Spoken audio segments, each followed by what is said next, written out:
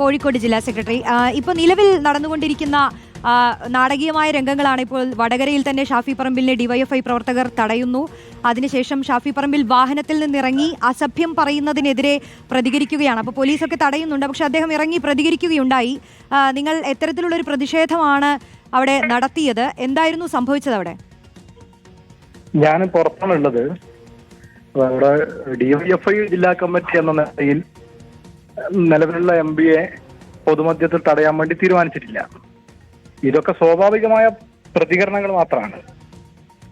നാട്ടിലാകെ പീഡനത്തിന് നേതൃത്വം നൽകിയിട്ടുള്ള ഒരു MLA സംരക്ഷിക്കുന്ന നിലപാട് പരസ്യമായി MP സ്വീകരിക്കുമ്പോൾ ആ നാട്ടിലുള്ള ആങ്ങളമാരുടെ ഒരു സ്വാഭാവികമായ പ്രതികരണം എന്ന നിലയിലാണ് ഡിവൈഎഫ്ഐ ഇന്ന് നോക്കിക്കാണുന്നത്.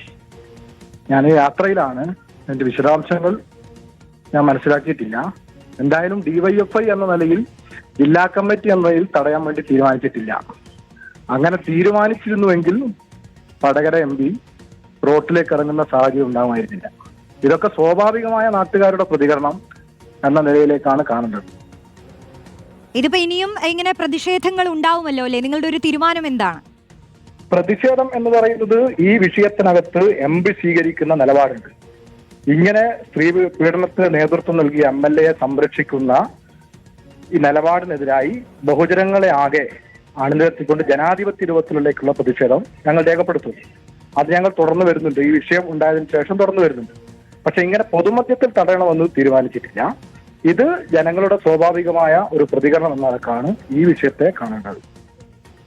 ഈ അസഭ്യം പറഞ്ഞു, നായ, പട്ടി എന്ന വാക്കുകളൊക്കെ ഉപയോഗിച്ചു എന്ന് പറഞ്ഞാണ് ഷാഫി പറമ്പിൽ വാഹനത്തിൽ നിന്ന് ഇറങ്ങിയത്. ഞാൻ നിങ്ങൾ വിളിക്കുന്നത് ആ സമയത്താണ് ഞാൻ ഈ വിഷയത്തെ സംബന്ധിച്ച് കേൾക്കുന്നത്. ഈ സമയത്ത് തന്നെയാണ് നിങ്ങൾ വിളിക്കുന്നത്.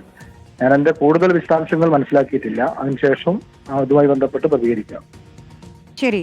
കോഴിക്കോട് ജില്ലാ സെക്രട്ടറി, ഡിവൈഎഫ്ഐ ജില്ലാ സെക്രട്ടറി ഷൈജു ആണ് പ്രതികരിച്ചത്.